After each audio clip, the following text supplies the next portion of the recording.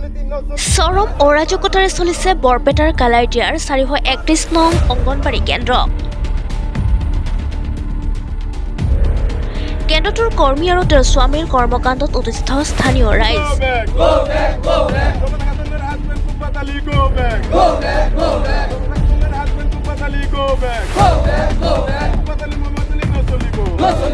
শেহতীয়াকৈ কেন্দ্ৰটো মিনি কেন্দ্ৰৰ পৰা সম্পূৰ্ণ কেন্দ্ৰলৈ উন্নীতকৰণ কৰিছে বিভাগে।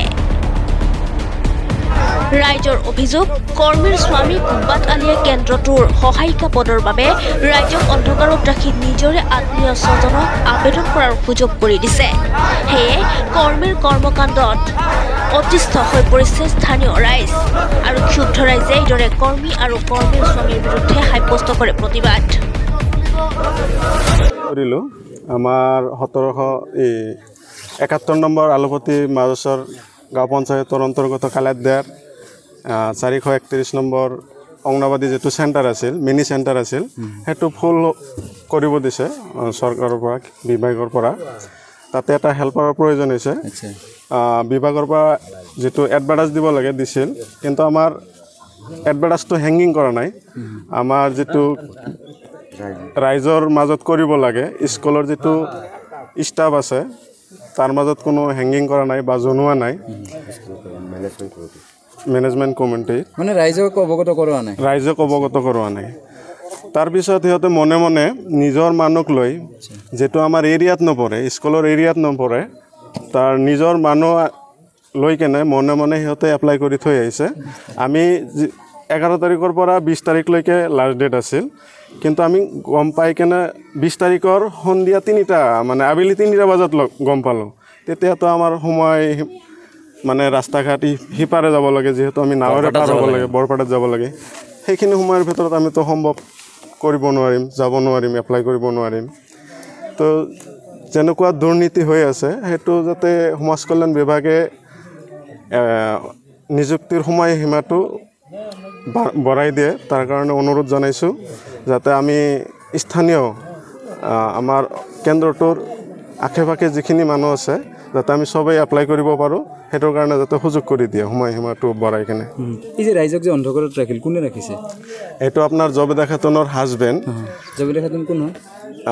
431 নম্বৰ অংগনবাড়ী কেন্দ্ৰৰ এজন কৰ্মী হয়। তেওঁৰ হাজবেণ্ড কুব্বাত আলী। তেওঁ নিজেই তাৰমানে ডিচি নিচিনা আৰু নিজেই তাৰমানে চব হ'ব খোজে। সেই তেওঁৰ কেন্দ্ৰটোৰ যে প্ৰেচিডেণ্ট বনায়, সভাপতি যে বনায়, তেওঁৰ ইচ্ছামতে বনায়, ৰাইজক অৱগত নকৰে। আৰু তেওঁ মানে কি সেইখিনিয়ে নহয়, আমাৰ যিটো 1743 নম্বৰ আলুপতি কেম্পাছৰ প্ৰাথমিক যিটো বিদ্যালয় আছে, তাৰো সি প্ৰেচিডেণ্ট হয়, সভাপতি হয়। আৰু সি তাৰমানে মনে মনে তাৰমানে কি নিজে হেৰি কৰি নিজে তাৰমানে যিদিনা হ'ব সেইদিনা খালি 2-এজন পাব্লিকক জনায়, শিক্ষিত মানুহক নজনায়। জাষ্ট টিপছ লৈ কিনে সি নিজে নিজে হৈ যায়, মানে নিজ খেল খুচিমতে চলে সি। আপোনালোকে কি বিচাৰে? আমি নিজ আইন তদন্ত বিচাৰোঁ। বিভাগক জনাইছে নেকি কথাখিনি? নাই তাৰ স্কুলত বিভাগীয়ক আমি জনোৱা নাই। আমি আপোনালোকৰ মিডিয়াৰ জৰিয়তে জনাব বিচাৰিছোঁ, যাতে উচিত তদন্ত হয়। ইয়াৰ কাৰণে আমাৰ ইয়াত মানে এটা এৰিয়াত মানে মিনি চেণ্টাৰ আছে, 431 নং কালাইটিয়াৰ। এই ৱাৰ্কাৰজনৰ নাম হ'ল জবেদা খাতুনৰ হাজবেণ্ডৰ নাম হ'ল কুব্বাত আলী।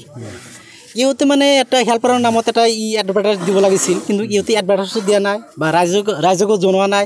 প্ৰেচিডেণ্ট যে আছিল আমাৰ সেই যে ৱাৰ্কাৰ যি অংগনবাড়ী কেন্দ্ৰৰ যিটো সভাপতি আছিল, সেই সভাপতি মানুহজনে নাজানে। আৰু আমাকতো কোৱাই নাই, আমি কিন্তু উচ্চ শিক্ষিত ল'ৰা, কিন্তু আমাৰ ইয়াত যিকেইটা উচ্চ শিক্ষিত ল'ৰা ছোৱালী আছে এটাও গম নাপায়। তে পিছত আমি 20 তাৰিখত শুনা পালোঁ, সেইদিনা বোলে লাষ্ট ডেট। 20 তাৰিখত আমি শুনা পালোঁ, বেলেগে এজনে মোক ফোন মাৰি ক'লে যে তোমালোকৰ তাতে হেল্পাৰৰ পোষ্ট লৈ আছে, তোমালোকে এপ্লাই কৰিছে নেকি? ক'লে আমিতো নাজানো এইবিলাক। তেতিয়া মই সেই বিয়ালুৰ স্বামী কুব্বাত আলী তেওঁক ফোন মাৰিলোঁ যে হেৰি তাতে বোলে আমাৰ হেল্পাৰৰ কাৰণে বোলে কিবা পোষ্ট লৈ আছে, আমাকতো জনোৱা নাই। সি আমাক ক'লে, ফোন মাৰি ক'লে, মোক সুধিলে যে পাৰ্চেণ্ট কিমান, যে মই পাৰ্চেণ্ট ক'লোঁ 63%। সি ক'লে নাই 63 ওপৰত লাগিব, মোৰ এটা পাৰ্চেণ্ট এপ্লাই কৰি থৈ গৈছে। আচ্ছা এপ্লাই কৰিছে, ঠিক আছে মই মানিছোঁ, তুমি কিয় আগত কিয় নকলা আমাক যে হেৰি এপ্লাই কৰিব লাগিছিল, অমুক কৰিব লাগিছিল? আজি তুমি কৈ আছা লাষ্ট ডেট, এতিয়া নহ'ব। এনেকৈ গৈছিল তে পিছত আমি কি কৰিলোঁ সেই 3টা বজাত দৌৰা কৈ আমি পাৰ্কগেটত গ'লোঁ পাৰ্কগেটৰ মই হেৰি আছে ভিডিঅ'টো আছে মোৰ লগত মই কেনেকৈ আহিছোঁ চব আছে সেই পাৰ্কগেটত যাৰ পৰা তাৰ পৰা কেনেকৈ যাম 3টা বজাত অফিচ বন্ধ কৰে সেই পাৰ্কগেটৰ পৰা আকৌ ঘূৰি